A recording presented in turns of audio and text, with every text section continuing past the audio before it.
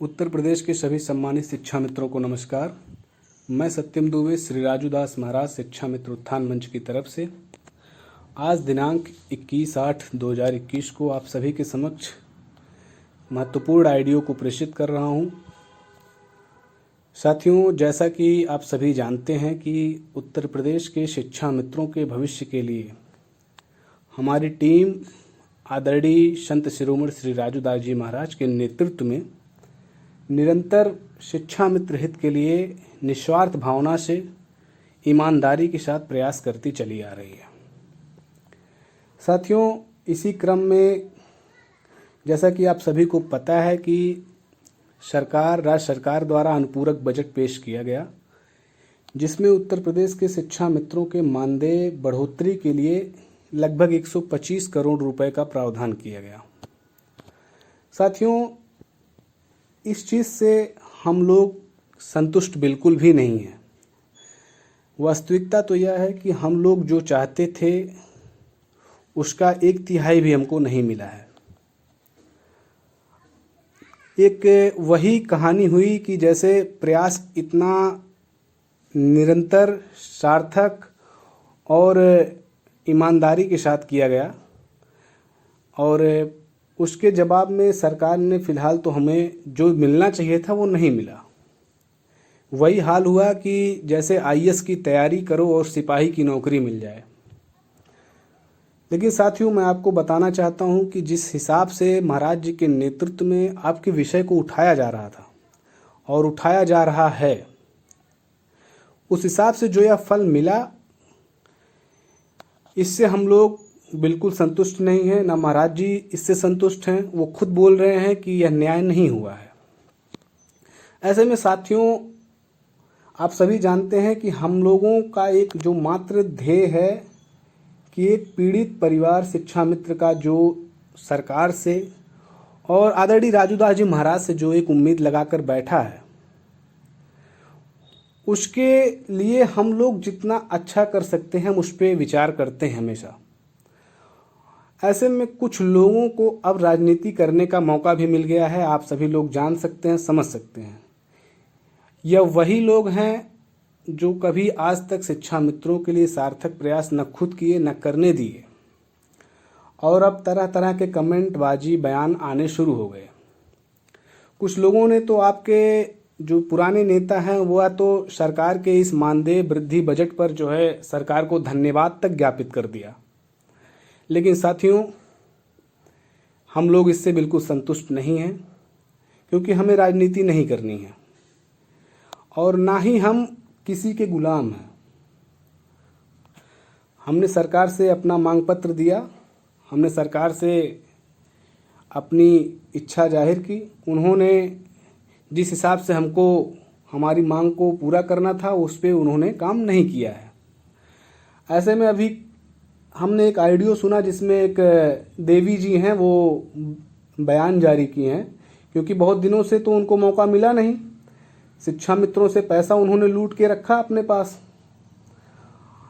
और जब ईमानदारी की राह देखकर सारे शिक्षा मित्र महाराज जी के नेतृत्व में अपने न्याय पाने की उम्मीद लगाकर बैठे हैं, तो उनकी राजनीति तो खत्म ही हो चुकी है लगभग। आज वो फिर एक मौके की तलाश अभी भी कर रही हैं, और जो लोग कर रहे हैं सब आप सभी जानते हैं।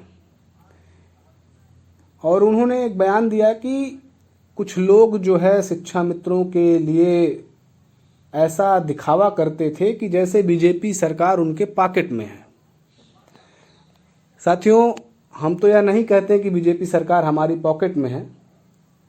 हम तो एक आम शिक्षा मित्र परिवार से हैं, और हमारी कोशिश यही रहती है कि हम लोग शिक्षा मित्रों के विषय को किस तरह से सरकार के सामने पेश करें कि शिक्षा मित्रों का भला हो जाए।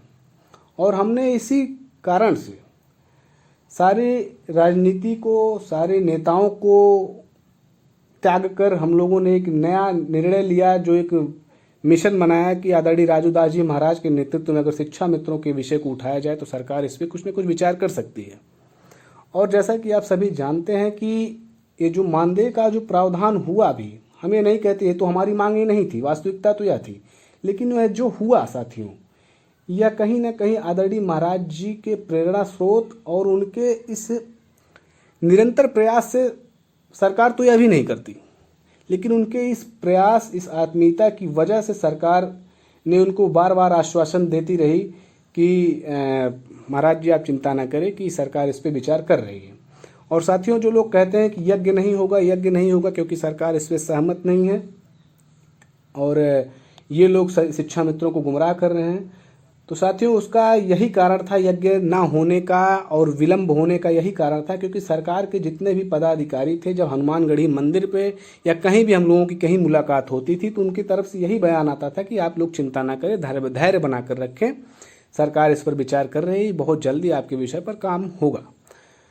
तो यही कारण था जो हम आप लोगों को रोक रहे थे कि अभी धैर्य बना के रखिए, बहुत जल्दी आप लोगों को मौका मिलेगा। लेकिन हम लोगों ने वास्तविकता में यह नहीं सोचा था कि सरकार हम लोगों को मान दे देगी। फिलहाल साथियों, जो अभी मिल रहा है, जो मिल गया, अब उसको तो हम लोग, ऐसा तो है नहीं कि हम लोग वापस कर सकते हैं, लेकिन यह जो मिला यह बहुत पहले भी मिल जाना चाहिए था। बात विचारणीय तथ्य यह है कि यह चीज़ तो बहुत पहले भी मिल सकता था, लेकिन क्या कारण रहा कि यह चीज़ आज 4 साल बाद मिल रहा है, 4.5 साल बाद मिल रहा है। अब तक हम कहते हैं कि जितना भी मानदेय बढ़ोतरी हो रही है, इतना पैसा तो आप लोगों के पास आया होता, लेकिन आपके पूर्व के नेताओं ने सरकार के साथ राजनीतिक कारणों से सरकार को गालियां देकर यह जो मिलता हुआ चीज़ जो पहले मिल जाना था वो आज तक नहीं मिल पाया था। ऐसे में साथियों, अब मैं आप लोगों से बस एक ही बात कहना चाहूँगा कि इस मानदेय बढ़ोतरी को लेकर हमारी टीम और आदरणीय राजू दास जी महाराज संतुष्ट बिल्कुल नहीं है और उन्होंने प्रण किया है, निश्चय किया है कि बहुत जल्दी इसमें जो है केंद्र सरकार के शीर्ष पदाधिकारियों से मुलाकात करके इस विषय को उनके सामने रखकर हर हाल में शिक्षा मित्रों के लिए न्यायोचित जो शिक्षा मित्रों की मांग है, संवैधानिक मांग है हमारी, उस पे केंद्र सरकार के पदाधिकारियों से चर्चा करके उसको पूरा कराने के लिए पूरी प्रयास करने की तैयारी महाराज जी कर रहे हैं। उन्होंने सीधा हम लोगों को निर्देश दिया है कि आप लोग पूरे प्रदेश को एक्टिव करते हुए, पूरी कार्यकारिणी को एक्टिव करते हुए मिशन के लिए तैयार हो जाइए और महाराज जी बहुत जल्द इस विषय पे आप लोगों को सूचना मिलेगी कि महाराज जी केंद्र सरकार के किन पदाधिकारियों से मुलाकात करके शिक्षा मित्रों के इस गंभीर विषय को उनके सामने रखकर जल्द से जल्द जो हमारी मांगे हैं, वेतन संबंधी जो हमारी मांगे हैं, उसको पूरा कराने के लिए महाराज जी कूच करेंगे। और साथियों, पूरी तैयारी है, इसमें कोई इफ बट एकदम बिल्कुल मान के ना रखिएगा। महाराज जी ने प्रण किया है शिक्षा मित्रों को न्याय दिलाएंगे तो दिलाएंगे। वो राज्य सरकार से जो होना था, अब केंद्र सरकार में वो जो है इस विषय को रखेंगे, जल्द से जल्द ऊपर से सहमति लेकर अयोध्या में एक विशालकाय यज्ञ का आह्वान करेंगे। सभी शिक्षा मित्रों से निवेदन है कि आप सभी लोग पूरी तैयारी करके रखिए और सितंबर के बाद पूरी उम्मीद है कि अयोध्या में आप लोगों का एक विशाल जन सैलाब उमड़ने की तैयारी है। आप सभी लोग अयोध्या में उतरेंगे। आदरणीय राजू दास जी महाराज के माध्यम से आप अपना सम्मान प्राप्त करेंगे और खुशी खुशी अपने घर जाएंगे। चिंता करने की बिल्कुल ज़रूरत नहीं है। हम लोगों ने आज तक किसी विषय पर राजनीति नहीं किया है और ना ही कभी राजनीति करेंगे और ना ही हम लोगों ने किसी एक आम शिक्षा मित्र जो पीड़ित परिवार से हैं, हम लोगों ने आज तक किसी से 1 रुपया मदद तक नहीं लिया है। और हम लोगों ने जो भी किया है, जहाँ भी दौड़ भाग किया है, हम लोगों ने अपने दम पे किया है। और साथियों, यही उम्मीद है, यही कोशिश है कि हम लोग इस ईमानदारी की लड़ाई को तब तक आगे बढ़ाते रहेंगे जब तक आप लोगों को न्याय नहीं मिल जाएगा। रही बात राजनीति की, आपको हम लोगों ने किसी शिक्षा मित्रों को यह नहीं रोक के रखा है कि आप हमारे कहने पे इनका विरोध ना करें, इनका सपोर्ट ना करें। हमने पूरे प्रदेश के शिक्षा मित्रों से ये आह्वान किया है कि जो सरकार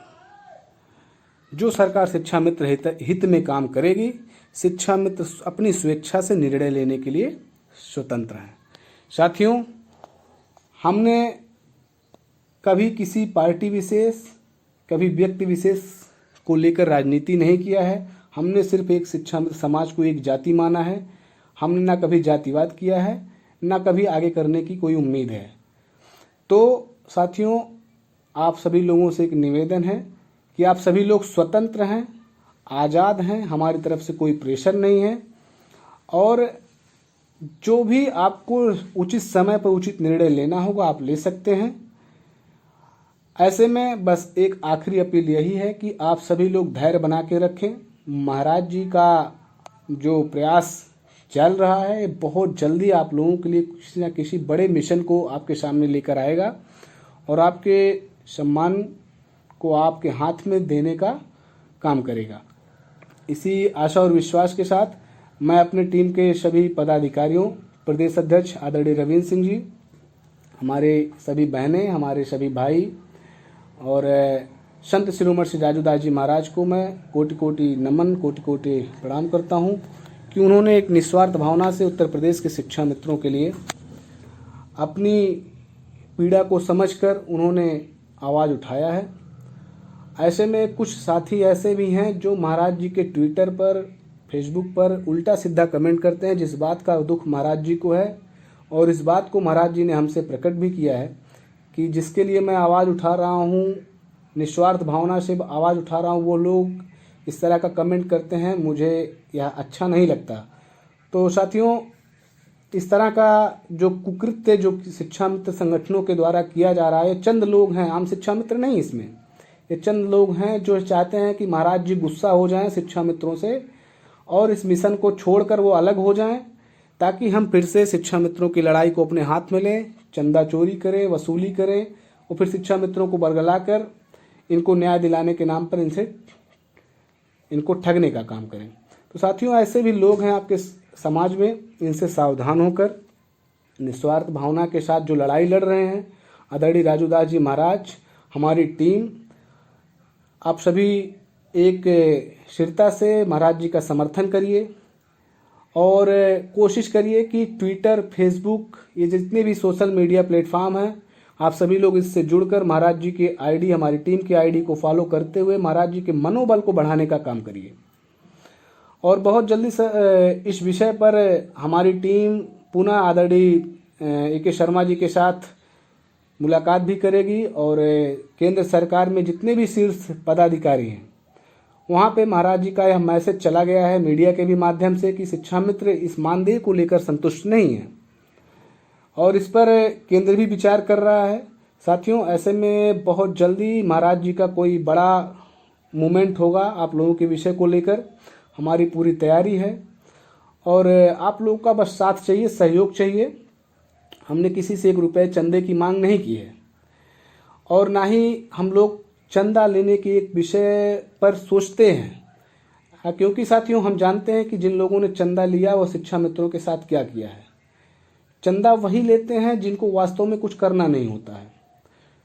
साथियों, हम लोग कहीं भी जाते हैं, कहीं भी आते हैं, हम लोग अपने दम पे जाते हैं और कोशिश यही रहती है कि निस्वार्थ आप लोगों के लिए जो है प्रयास करके आप लोगों का सम्मान वापस कराने का काम किया जाए। इसी के साथ मैं अपनी वाणी को विराम देता हूँ। सभी शिक्षा मित्र साथी धैर्य बना के रखें, महाराज जी के अगले कदम का इंतज़ार करें। बहुत जल्दी आप लोगों के लिए कुछ न कुछ बहुत बड़ा ऐलान महाराज जी के माध्यम से होगा। धन्यवाद। जय श्री राम, जय हिंद, जय भारत।